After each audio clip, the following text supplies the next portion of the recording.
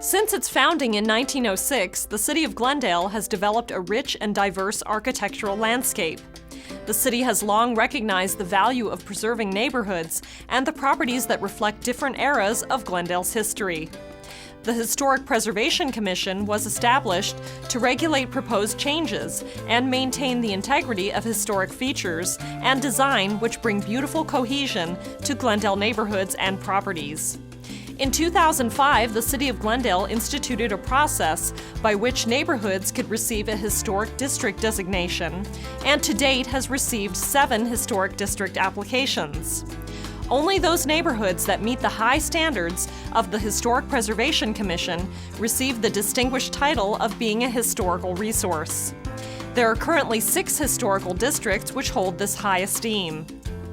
The art-even highlands reflect styles common of the 1920s and 1930s.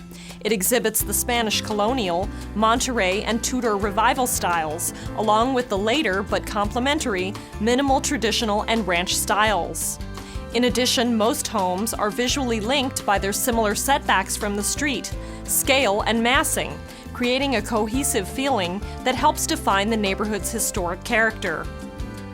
Cottage Grove is one of the few areas where a developer sought to create a unique neighborhood identity and give residents the sense of living in an English village.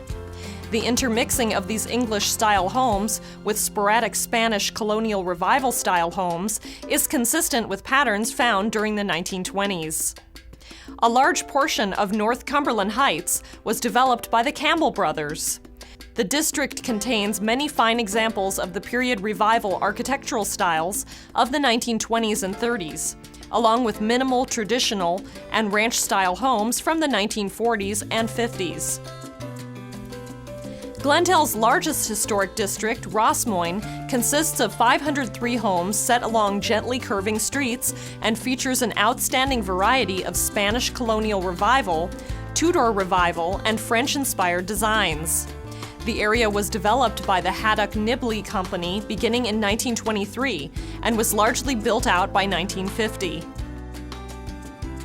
Royal Boulevard was built primarily between 1927 and 1948. It is the final component of the Haddock Nibley Company's development, reflecting interesting aspects of early 20th century planning and suburbanization.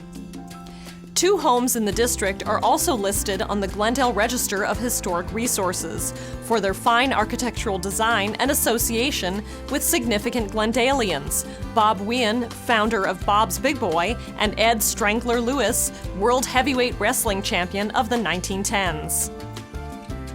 In the 1910s, philanthropist and businessman John C. Brockmont built a large residence and 4-story clock tower surrounded by a lake with an island and a deer park. In the 1920s, his large estate was subdivided by the Home Realty Company into Brockmont Park, featuring a private park for the area's period revival-style homes. In the 1950s, the park and portions of the gardens were developed, bringing a number of ranch-style homes into the collection. Today, both the Brockmont House and Tower are listed on the Glendale Register.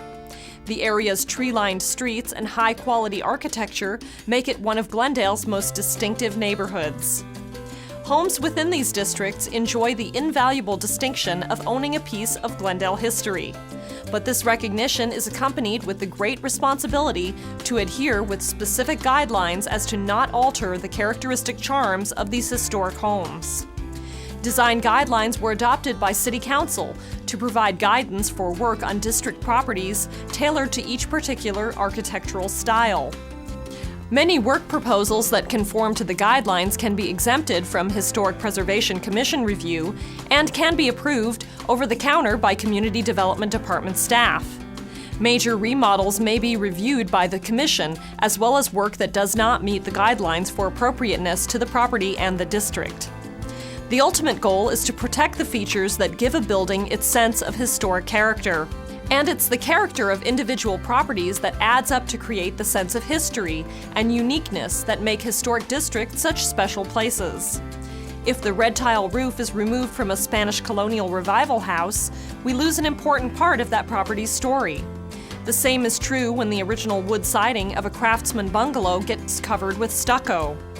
The Historic District Design Guidelines help owners understand which features are important and how to find appropriate solutions when it's time to install a new window, replace the roof, or build an addition for a growing family. It's important to remember that the goal of historic districts is to protect their overall historic feel.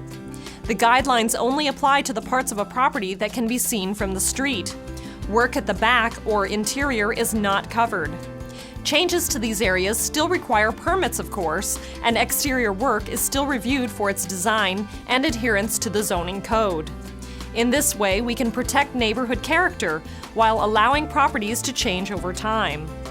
To learn more about historic homes and neighborhoods, the process to be recognized, and guidelines, please visit the city's Community Development Department website or call the Planning Division at 818-548-2140.